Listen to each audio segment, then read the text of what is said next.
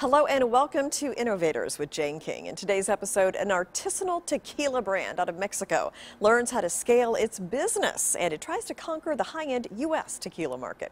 And in a world where everyone's data is for sale, Chevaume has a unique concept on how to protect your DNA data and allows you to go beyond ancestry, fitness, health, and so much more.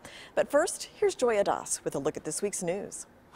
What is normally a quiet week for the stock market was rather an eventful one. Christmas Eve, the Dow plunged 653 points. The day after Christmas, blue chips rebounding, logging its first ever 1,000-point single-day gain. Retailers and tech stocks led the charge.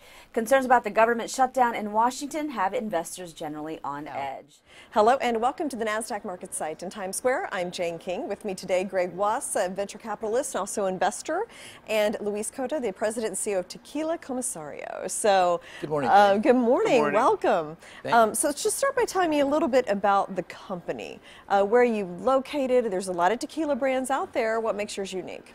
You want to start, Luis? Elite Beverage International, the parent company and owner of Tequila Comisario, is based in Anaheim, California. And so we're the importer and sole owner of the brand. We have other brands that we bring in as well, some Italian wines, some other spirits, but Tequila Comisario is our flagship. And to your point, tequila right now it's exploding. I mean, there's hundreds of brands, if not thousands of brands.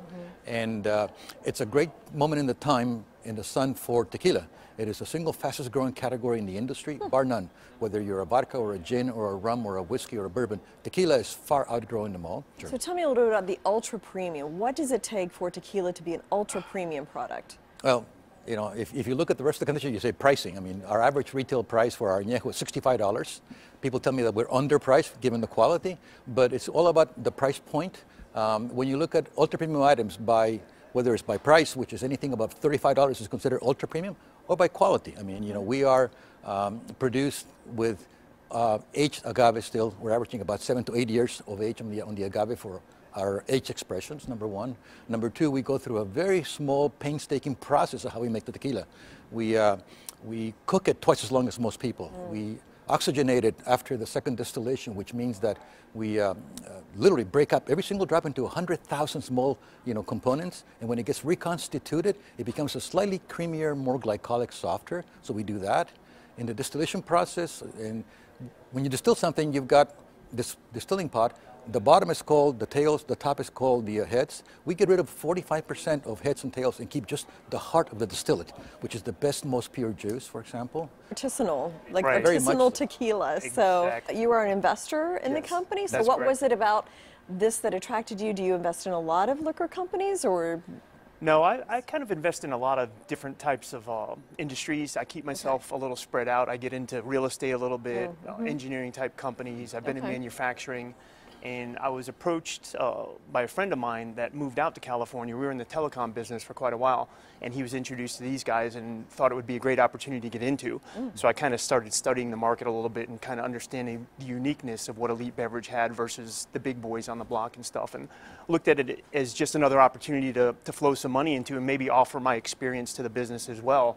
And after studying the market and understanding the growth potential of it, where tequila has come over the last 30 years, what's happened over the last 10 or 15 years, and where it's projected to go, I thought it was kind of a unique and dynamic opportunity to invest some money in. So I remember a few years ago, like millennials were really into like the mixed drinks and the liquors versus, beer and wine and things like that. So that's a trend that is helping you, right, in some way? Without a doubt. I mean, when you look at our country over the last couple of decades, not only the millennials in terms of the demographics, but culturally as a country, we've become very open to enjoy things of the world. So today we love single malt scotches, we love Japanese whiskeys, we love bourbons, we enjoy cognac. I mean, Hennessy is just blowing up in America. So we've become a country that has learned to appreciate, and it applies to food and to wine and to spirits. So we appreciate things of the world, so very much so. So that trend is accelerating. As millennials are more educated and more inquisitive and want to be educated, it becomes a bigger and bigger trend. So this whole thing about drinking better, premiumization is an incredible thing in our industry.